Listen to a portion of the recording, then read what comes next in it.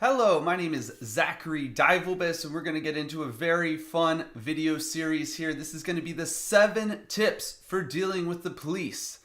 As the owner and a lawyer at Future First Criminal Law here in Phoenix, Arizona, and the surrounding cities, this is one of the most important things that you can learn and why this is beneficial for you of what you should be doing when you're dealing with the police.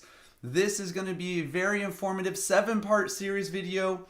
In order to make sure we cover each one, let's get started here with our overview. This is an encounter with law enforcement is a stressful and even frightening experience for most people. The following guidelines will help you in your dealings with law enforcement, and in most situations, if the encounter evolves into an arrest, contact an experienced criminal defense attorney as soon as possible to discuss your options. This is very important.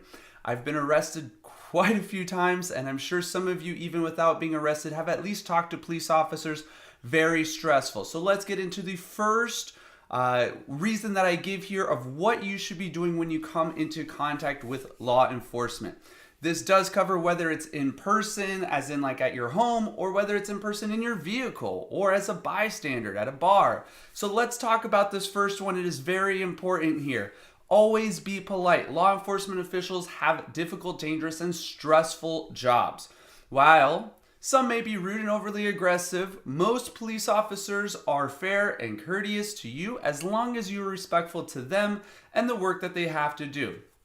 Addressing them with the salutation, sir, ma'am, good day, good evening, using terms like please and thank you can actually really go a long way. Statements such as, I pay your salary, usually are not helpful. This is very important because police officers do really have a stressful job. They have to encounter people that they've never met before in basically the wild, where there could be anything that a suspect is carrying on them, a gun, a weapon, tasers, all kinds of different things.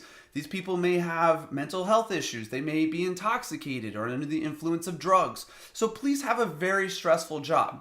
However, you also, as a civilian, have rights not to be harassed by police. And so we're going to get into this here in a little bit more. But the first thing that you need to do is you need to check yourself before you start talking to a police officer. No matter what is going on, you need to be polite.